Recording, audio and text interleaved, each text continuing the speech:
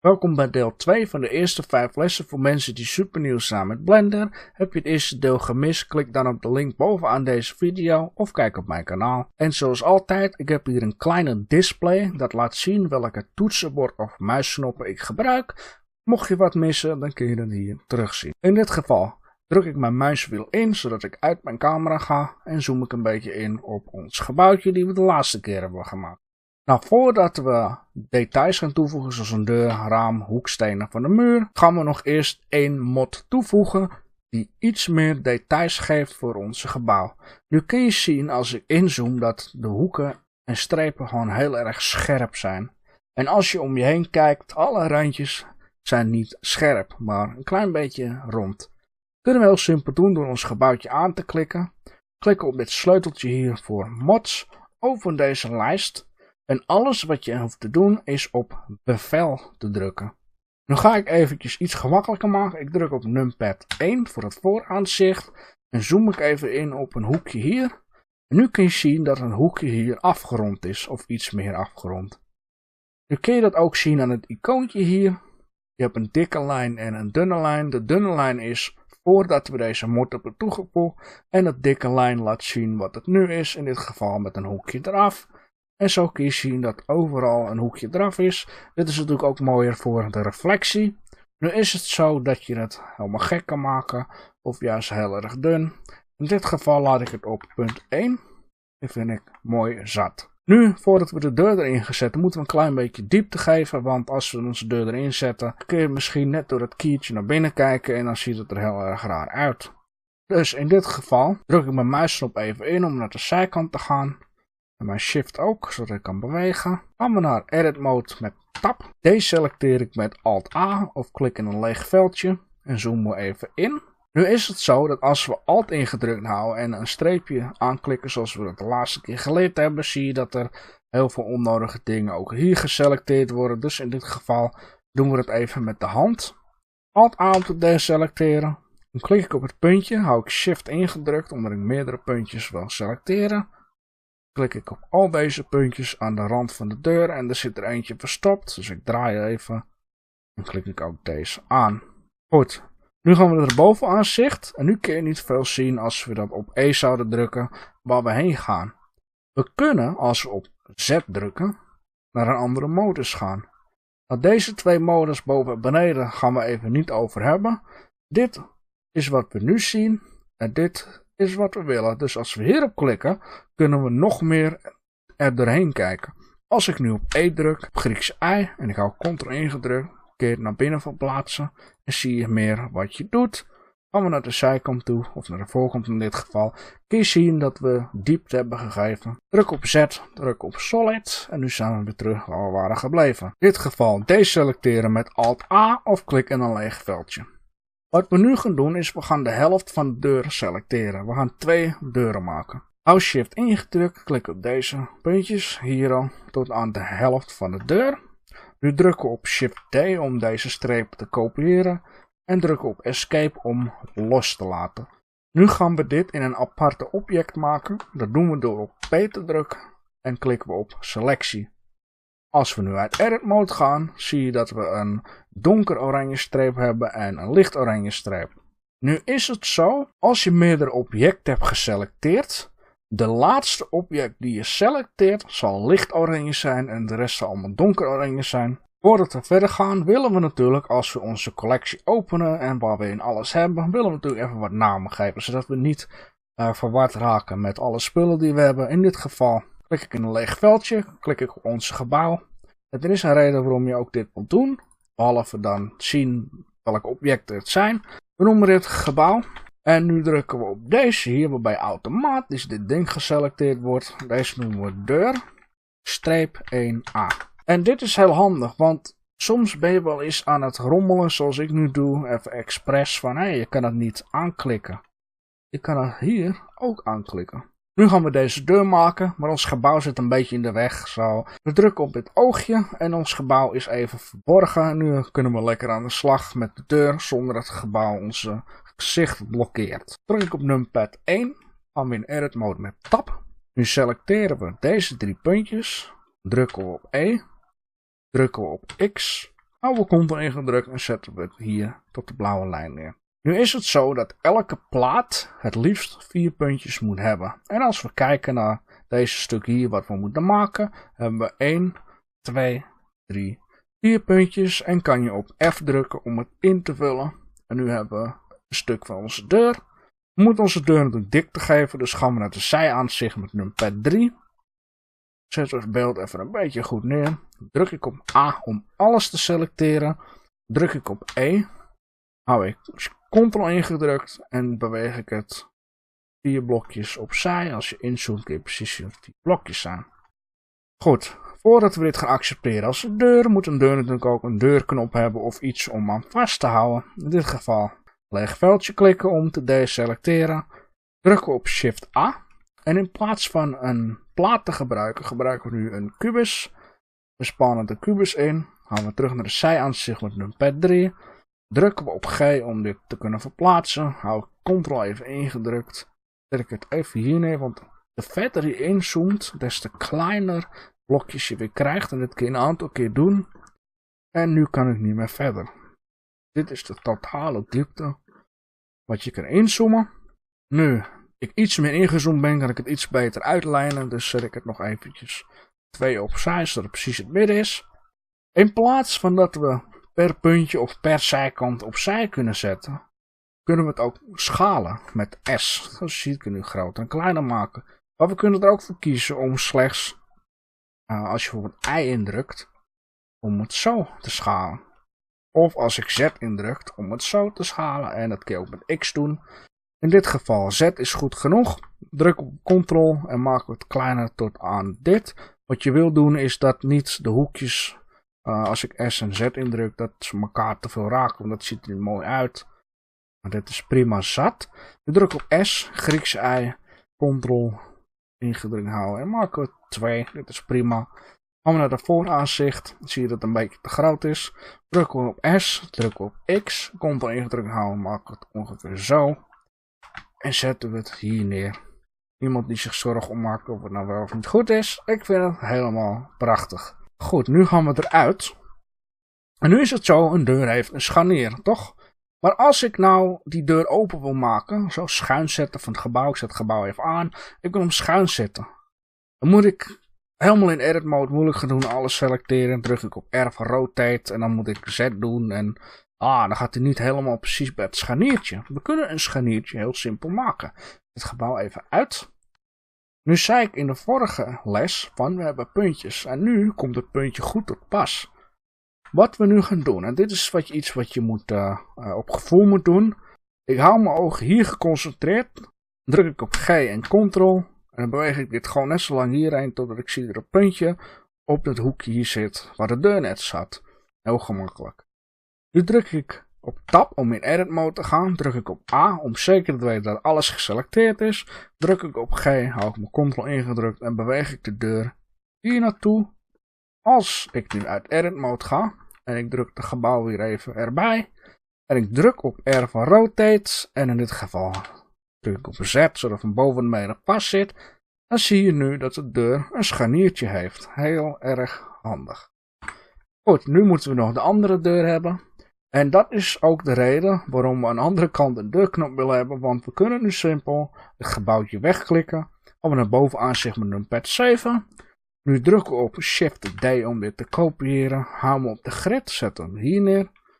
Drukken we op R, drukken we op Z. Houden we Ctrl ingedrukt, draaien we de deur om. Gaan we in edit mode met Tab. Zoomen we even in tot we de kleine blokjes krijgen. Drukken we op G, drukken we op I. Drukken we Ctrl in en zetten hem hier neer. Gewoon zo. Uit edit mode. Dan hebben we 2 deuren. Die open en die. Mooi. Nu kun je hier zien dat de deur gekopieerd is. In dit geval noemen we deze deur B. Zo nu hebben we 1A en 1B. Makkelijk te onthouden. Maar omdat we ook ramen en etc. gaan toevoegen, willen we natuurlijk een extra collectie. Want een hele lange lijst is soms ook verwarrend. Stel dat ik een gebouw met honderden deuren en ik zoek iets met een D en dat zit ergens tussenin. Dan moet ik de hele lijst gaan scrollen en dat is gewoon verwarrend. Dus in dit geval drukken we op Scene Collection. En drukken we hierboven op New Scene Collection. Geven we deze een naam. Ik noem het gewoon deuren. En wat we dan doen is, we klikken op deze deur en slepen we hem hierin. En deze ook. Doen we hem dicht en deze ook dicht. En dan kunnen we ook op het oogje 2 keer klikken. En dan is het gebouw er ook. Druk je 1 keer is de deur weg. Druk je weer is de deur weer terug. Nu gaan we wat ramen toevoegen. En dit gaan we even iets sneller doen. Scene Collection. Druk op Nieuw Scene. Noemen we deze raam. Wat we nu doen is selecteren een deur. Houd Shift ingedrukt. Selecteren nog een deur. Nu drukken we op Shift D om te kopiëren. Houden we Ctrl ingedrukt en zetten we het even hier neer. Nu gaan we deze 2 deuren samenvoegen in één object. We hebben net geleerd hoe we objecten uit elkaar apart kunnen maken. En nu laat ik je zien hoe het samen kan smelten. Dit doen we door op Ctrl J te drukken, zoals je hier ziet. Nu zijn deze 2 deuren weer één object geworden. En de deur die je als laatst geselecteerd hebt, dus in dit geval dat was deze linkerdeur, dat zal het korpje zijn, of het puntje voor de scharnier. Wat we nu gaan doen, in Object Mode, druk op A, zodat je zeker weet dat je alles geselecteerd hebt. Drukken we op G en hou ik gewoon even Ctrl ingedrukt. En zet ik het in het midden van het puntje in. Want, net zoals met het gebouwtje wat ik je heb uitgelegd, als ik het kleiner wil maken, door op S te drukken van schaal, of Ctrl ingedrukt, dan blijft het gewoon bij de grond. Dit is gewoon iets wat ik heel erg handig vind. In dit geval ga ik het zo groot maken. Dus dat is 1,5 blokje die kant op en 1,5 blokje die kant op. Wat we nu wel moeten doen is even deze hendels aan de buitenkant weghalen. Want er zitten geen hendels aan de buitenkant van een raamdeur. Om het maar even te noemen. Gaan we in Edit Mode. Gaan we naar numpad 1 voor de vooraanzicht. Drukken we de transparency of de doorzichtigheid even aan. Druk ik Alt A om alles te deselecteren. Klik ik met mijn muis hier. Selecteer ik deze 2. Druk ik op X en druk ik op vertices. En nu is alles weg. Nu ga ik even hierheen. Ga ik uit Edit Mode. Druk ik op G. Hou Ctrl eventjes ingedrukt.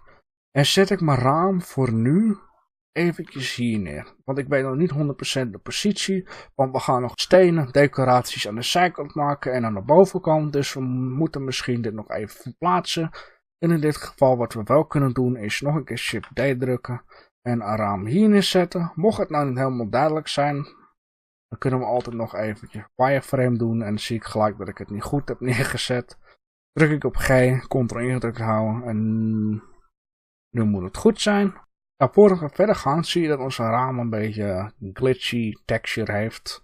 En dat komt omdat de raam iets naar voren gezet moet worden. Als we naar de zijkant gaan met numpad 3. Zie je dat onze, nou dat kan ik misschien beter zo laten zien, solid.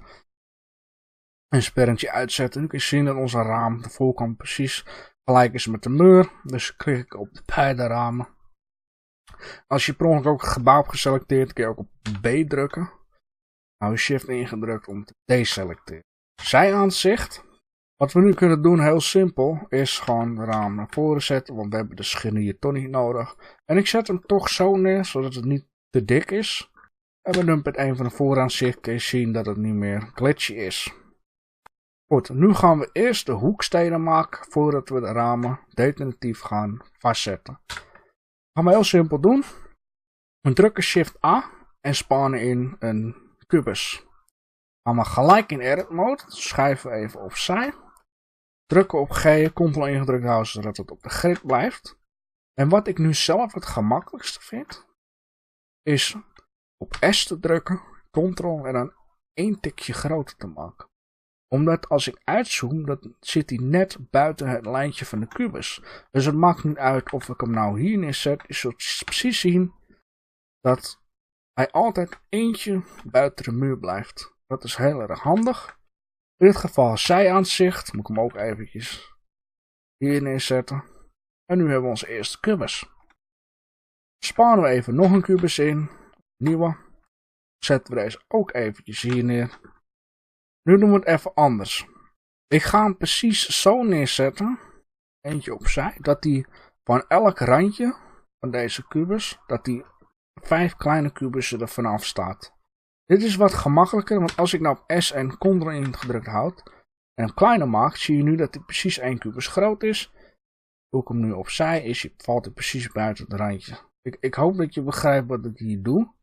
Want als ik een kubus in zou spannen en ik zou hem op de grid laten en ik moet hem kleiner maken, dan weet ik niet precies hoe groot nou 1 vierkantje is. Als ik hem nou hier neerzet, dan weet ik het wel en nu kan ik hem eentje groter maken. Maar dan klopt hij niet helemaal hier, zoals je ziet. Ik hoop dat het duidelijk is, zo niet dan komt het wel goed.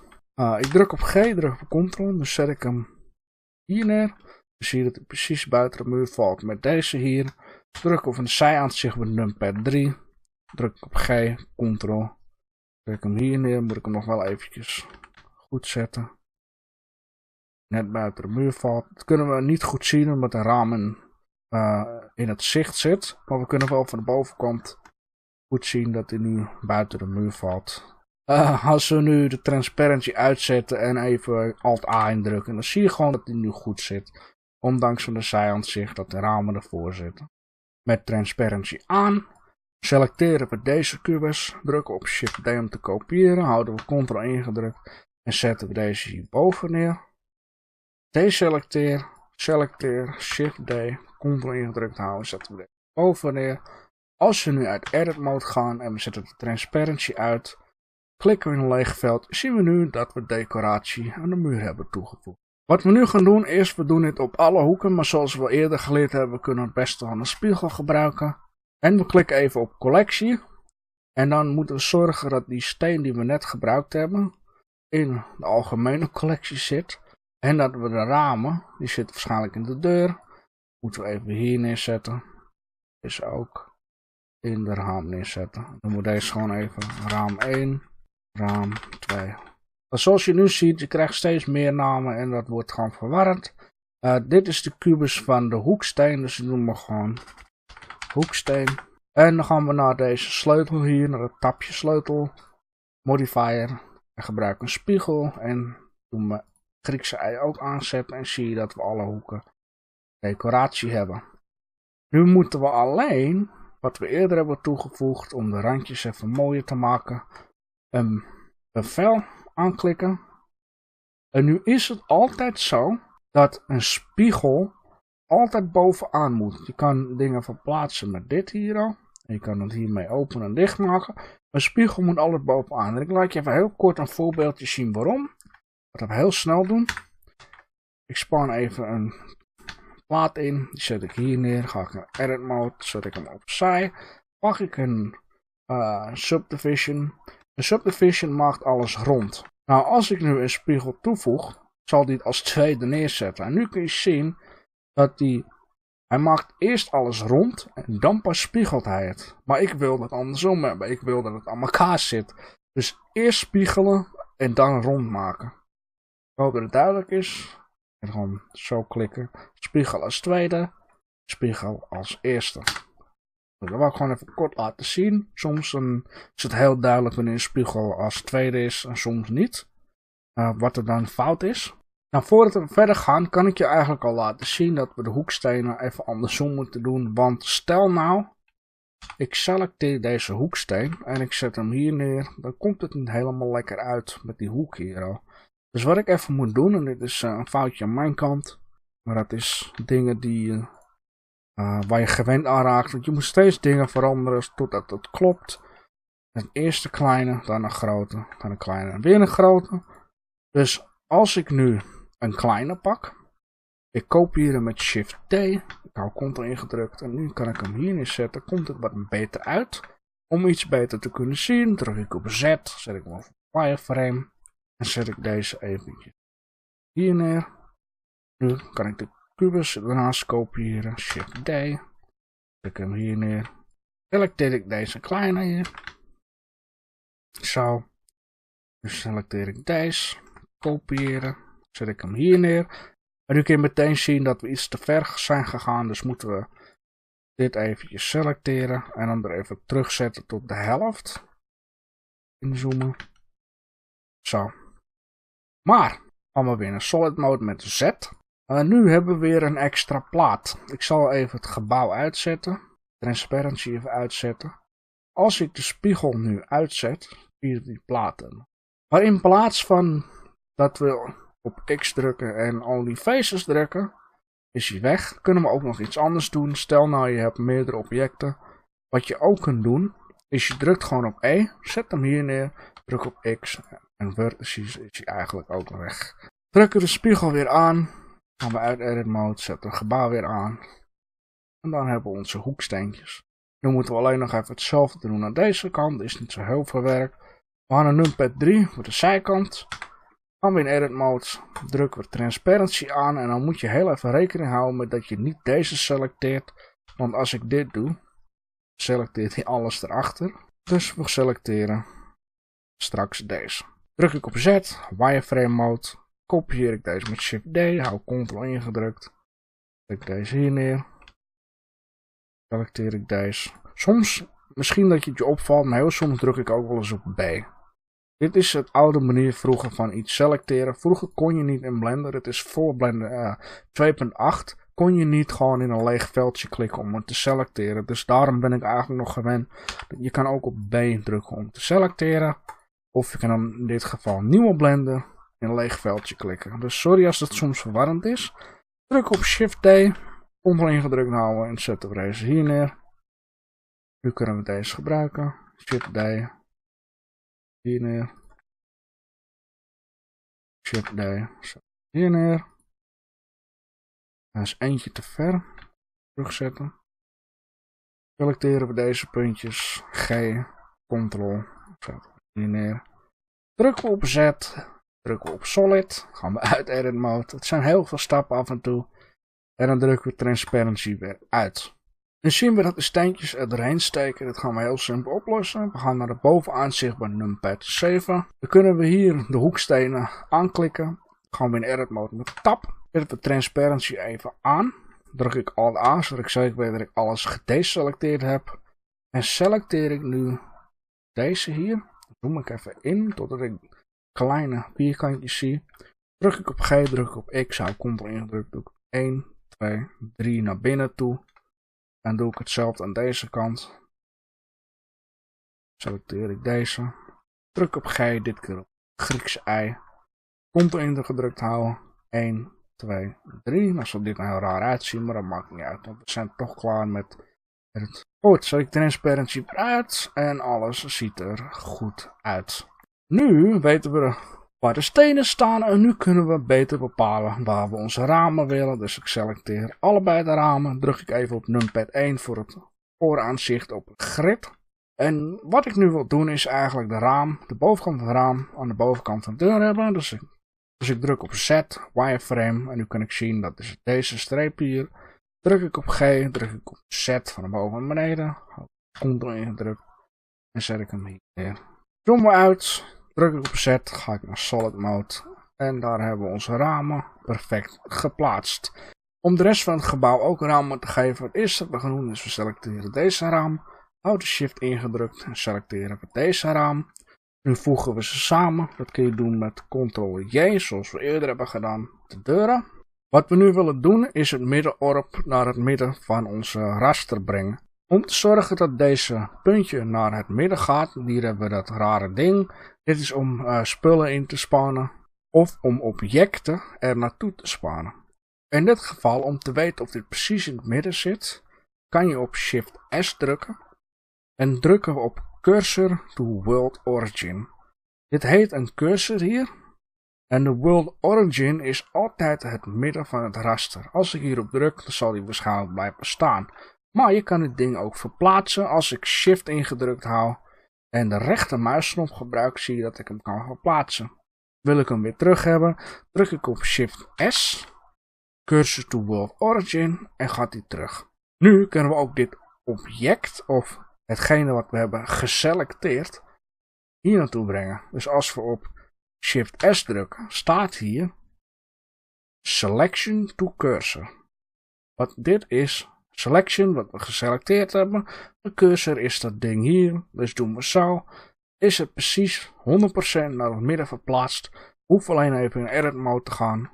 Drukken we A om alles te selecteren. Drukken op G. Houden we Ctrl ingedrukt om alles weer te verzetten. En plaatsen het weer terug waar het stond. Vooraanzicht, numpad 1. Zetten we dit weer eventjes omhoog.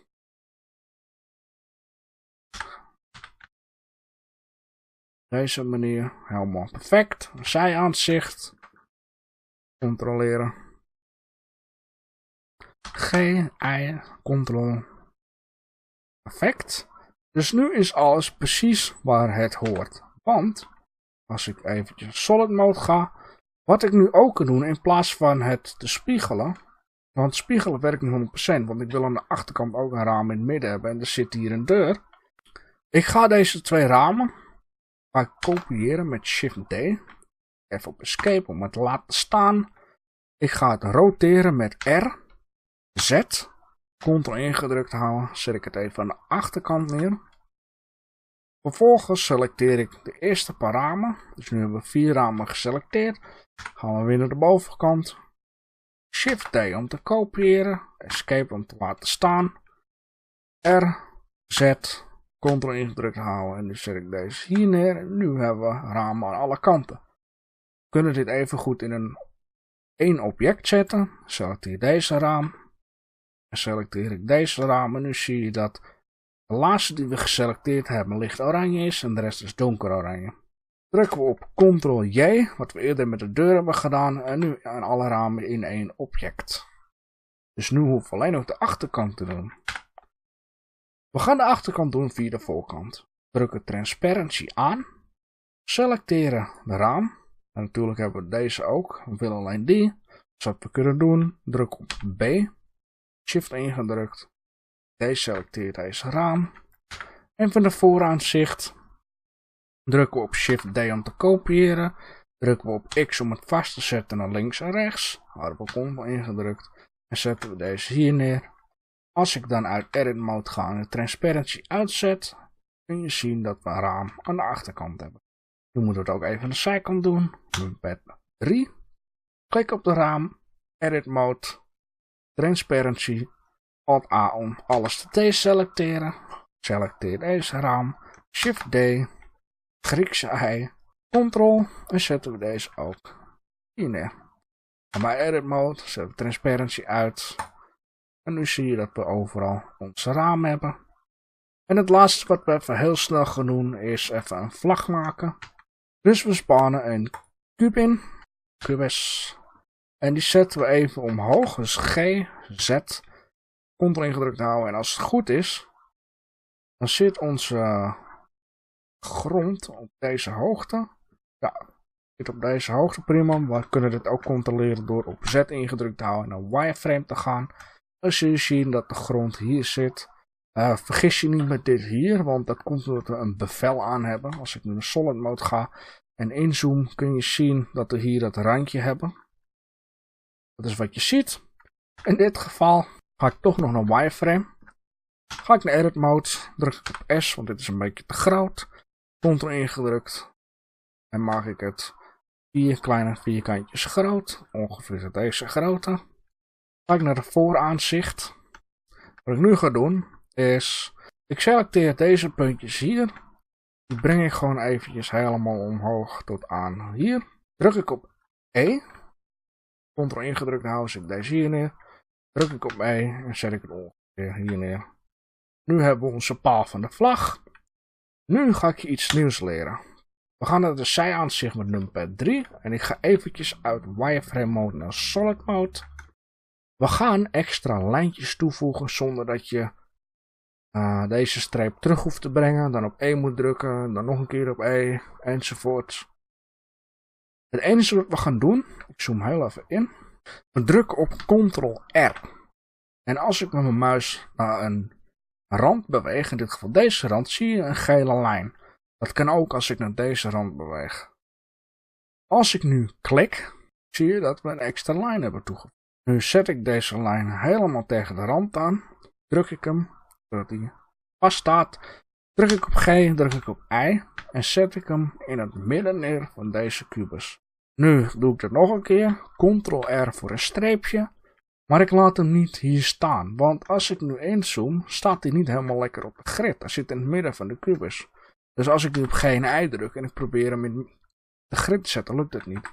Daarom doe ik altijd wanneer ik Ctrl-R indruk en ik klik 1 keer, zet ik hem helemaal tegen de zijkant aan, laat ik hem los, druk ik op G, druk ik op I en zet ik hem dan pas perfect op het grid neer. Wat is het nut hiervan? Nou, als je transparantie uitlaat trouwens, dan kunnen we alleen de voorkant selecteren, wat we eigenlijk graag willen, dus onder de achterkant. Nu gaan we er vooraan zeg maar numpad 1. Dan hou ik het eventjes zo. Drukken we op E, houden we Ctrl ingedrukt en kunnen we onze vlag uittrekken. Dus zet ik hem wel op eentje terug, vanwege mijn OCD. Dit is een beetje een saaie vlag. We gaan deze vlag een klein beetje iets meer laten leven. Dat doen we door Ctrl-N ingedrukt te houden. En nu is het zo, als ik mijn scrollwiel gebruik, kun je meerdere strepen is. Maar in dit geval hebben we aan 3 strepen genoeg. Druk ik nog een keer om los te laten. Nu zet ik transparency wel even aan, want ik wil ook alles aan de achterkant selecteren. Wat ik nu doe, is ik selecteer deze strepen, druk ik op G, hou ik Ctrl ingedrukt en zet ik deze eentje omhoog. Selecteer ik deze streep, druk ik G, hou ik Ctrl ingedrukt, zet ik deze eentje omlaag. En nu zit er een soort flow in de vlag, maar we kunnen meer doen. Aan het bovenaanzicht kunnen we nog hetzelfde doen. Om beter te zien wat we doen, druk op Z, wireframe mode, kun je de grid zien. Selecteren we deze puntjes, drukken op G, Ctrl ingedrukt houden, zetten we deze hier neer. En dan doen we hetzelfde als net, pakken we alleen deze, G, Ctrl. En nu, als we naar uit edit mode gaan en de transparency uitzetten, hebben we een iets meer levende vlag hier. Je kan ook iets extremer gaan, maar in dit geval laat ik het zo. Ik selecteer de vlag en ik noem het eventjes vlag. Heel handig. En dit is eigenlijk wat ik wou doen voor deze episode, wat details toevoegen. Ik hoop dus dat het eigenlijk allemaal duidelijk is wat ik hier gedaan heb. Zo niet, heb je vragen of een verzoek? Stel die dan onderaan de video of check voor mijn Discord, waarvan je een link kan vinden in de beschrijving van deze video. Vond je deze les nou handig? Abonneer dan op mijn kanaal en geef een like voor meer Blender lessen. Ctrl S om je werk te saven.